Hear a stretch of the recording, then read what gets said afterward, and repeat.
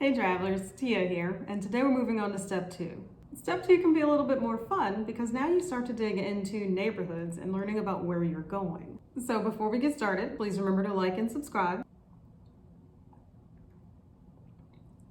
Oh, this is strawberry milk, by the way. So we've already covered step 1 in the first video, so now step 2 is picking the right location and picking out your hotel. So instantly, I think some of you are like, what do you mean look into a neighborhood? I'm just going to stay in the middle of downtown, or I'm just going to stay near that main attraction thing that I want to go to. But I think that's a huge mistake. You can explore so much more by staying in a local neighborhood. You can eat better, you can save some money, and it just feels more authentic that way. That way you're not surrounded by a whole bunch of like Hard Rock cafes and Starbucks. And the thing is, this rule applies to any trip I'm doing. If I'm going to New York City, I want to stay in a neighborhood. I don't stay in Times Square. I want to walk out and get a slice of pizza that the guy makes for people that live in New York City. Not for people that have taste buds from Ohio. Nothing against Ohio, I'm from Michigan.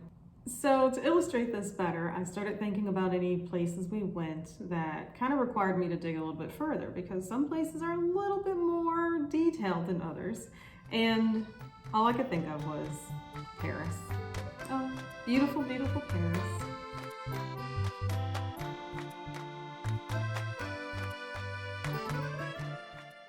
Yes, I know, the first thing you think is, well, we need to be near the Eiffel Tower, blah, blah. Yes, I hear you, 110%. You want to see the Eiffel Tower, but do you want to be near the Eiffel Tower? Another thought you have to remember is Paris is flat, and you can see the Eiffel Tower from all over the place.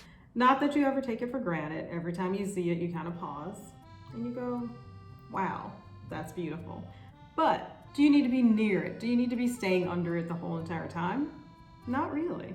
But anyway, so first, Paris was a little interesting. First of all, their neighborhoods are named this word. I can't say it.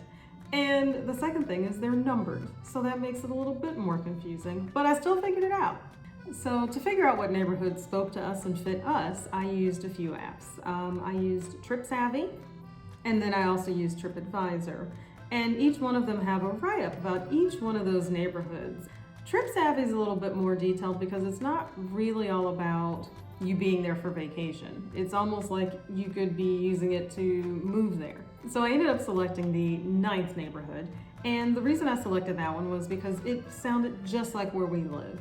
It was listed as a work, live, play neighborhood with residential and walkable, and of course metro stations, making it easy to get around, right around all of the attractions that we wanted to get to.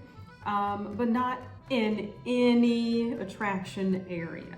And I only say this because to me, being comfortable on my trip is everything. I do want to warn those that are looking for high energy to just keep in mind that you want to be able to go to a club. You don't want to sleep above a club. Take a second and read some reviews. TripAdvisor is great for them. People will put in there if they had a great time, what they liked about it and what they didn't like about it.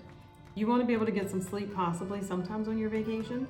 And so staying in the heart of the club and district may not always be the best choice. So now you've selected your neighborhood, and now it's time to decide if you need Airbnb or you need a hotel.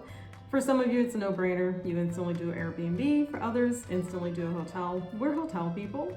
It's just, I don't need a backyard. I don't need a kitchen. I don't need a washer and dryer. But if you are more like us and you go for the hotel, I would recommend that you look at a site like Expedia, because what that'll do is introduce you to brands that you may not have ever heard of before, that are more local to where you're going. In my work every day, I find that my international colleagues don't use brands I've ever heard of before in my whole entire life for their clients, and I'm kind of shocked by it. Basically, if you're in another country, you want to experience something very different. And so even a person that lives in the UK wants to stay at a different hotel. Little things I've noticed by staying at these different brands has been like the room service menu will be very different, and the service that you get at the hotel will be very different. But I enjoy that. I mean, our hotel had actual keys. It was way too cute. Please share if you found any hidden gems out there. One of the big ones that I'm starting to look into is Japan for the 2nd or 3rd year in a row, COVID life.